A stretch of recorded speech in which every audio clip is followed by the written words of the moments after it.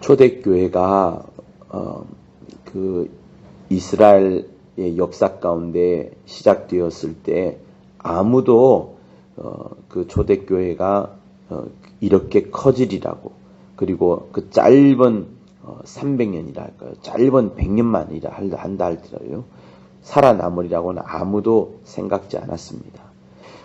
예수를 추종하는 세력들에 대한 역사의 기록책을 보면 그 100년의 역사의 책을 보면 이 종교는 반드시 없어질 것이다 라는 것이 수많은 글들에, 수많은 문헌들에 나오는 그 내용이었습니다.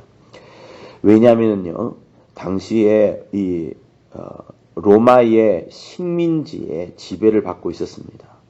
그리고 조금이라도 왕이라는 단어, 조금이라도 어떤 그 식민지로부터 벗어나는 어떤 광복이라 해야 되나요? 회복이라고 해야 되나요?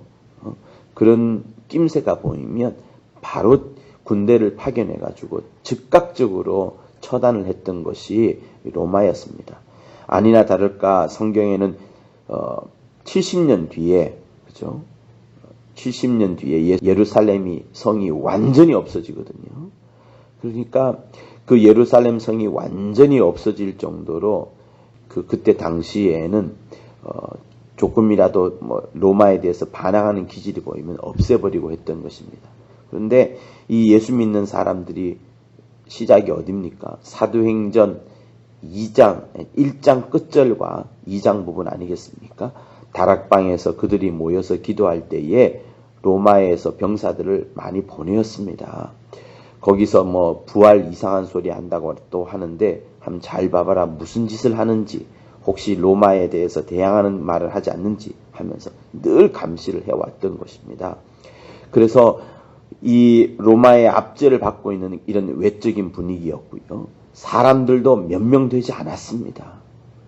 부활하고 나서는, 예수께서 승천하고 나서는 사람들이 흩어졌어요. 인원도 굉장히 작았고요. 또 물질은 있었습니까? 물질이 어디 있어요? 새로 시작하는 종교인데 하나도 없었습니다. 그러니 외부적인 요건도 그렇고 인적인 구성도 그렇고 그리고 내적인 것도 그렇고 유대인으로부터도 또한 핍박을 받지 않았습니까? 안팎으로 다 핍박받았기 때문에 기독교는 설 수가 없었어요. 거기다가 여러분, 사람들이 이 예수 믿는 사람들한테 질문을 하는 겁니다. 어떤 질문했냐? 야, 너네들 신전이 있냐? 모든 종교마다 신전이 다 있다. 유대교도 신전이 있고 그 로마가 섬기는 제우스상도 신전이 있고 다 신전이 있다. 여러분, 종교라고 생각해보면 신전이 없는데 어디 있어요? 다 웅장한 건물이 있지 않습니까? 일본만 가봐도 그 수백 신이 있는데 그 수백 신전이 또한 다 있습니다. 그렇죠? 그러니까 신전도 없죠. 또 한 번 묻습니다. 종교라면 세 가지 것이 필요하다. 신전이 필요하고 제사장이 필요하고 제사가 필요하다. 예배가 필요하다고 하는데, 그러면 너희들 제사장이 있느냐? 여러분, 제사장이 있었어요? 없었어요? 없었습니다. 아무도 없었어요. 히브리서에서 그래서 말씀하시길 우리의 대제사장은 예수가 아니냐라고 말씀하시면서 대제사장을 예수라고 했지에 당시에 사도들을 향하여서 제사장이라고 하지 않았습니다. 사도들은요, 보냄을 받아서 말씀을 전하는 자였습니다. 벤허라는 영화라, 또 옛날 영화들 여러분, 예수 나온 당시의 영화 보면 간간히 사도들이, 초대교인들이 나오는데 그때 초대교인들이 설교하는 것은 우리와 다릅니다. 이 말씀을 암송을 했었기 때문에 말씀을 외워서 불러주는 그 일을 15분 정도, 20분 정도 굉장히 길게 반복해서 했던 것들이 그들의 초대교회의 모습이었습니다. 그러니 신전 없죠, 제사장 없죠. 그럼 너네 예배 드리냐? 예배도 안 드렸어요, 사실은요. 초대교회 때 예수께서 부활하신 날을 기념을 해가지고 그때 모이기 시작한 겁니다. 왜 모였느냐? 각각 다 뿔뿔이 흩어져 있고 모일 수 있는 여건도 안 됐기 때문에 주의 명령을 따라서 그러면 모여주자 했던, 실제로 모여주자 했던 거예요. 그러면서 그것이 예배가 된 것이고, 실제로 예배로 구성된 것은 그 313년에 로마의 그 황제의 명을 따라서 정식 종교가 되면서 예배로 딱 구성이 이루게 된 겁니다. 그러니 여러분, 이 예수께서 우리에게 하시고자 하는 말씀은 뭐냐면 우리가 어떤 정규적인 포맷을 갖고서 예배를 드리고 또 목사가 또 있고 또 제사장이 있고 또 심지어 성전이 구성되어야만 우리가 신앙생활하는 그것이 아니라 오늘 여기에 있는 우리 말씀처럼 형제들아 내가 하나님의 모든 자비하심으로 너희에게 권하노니 너희 몸을 우리 몸을요 하나님이 기뻐하시는 거룩한 산 제사로 드리라.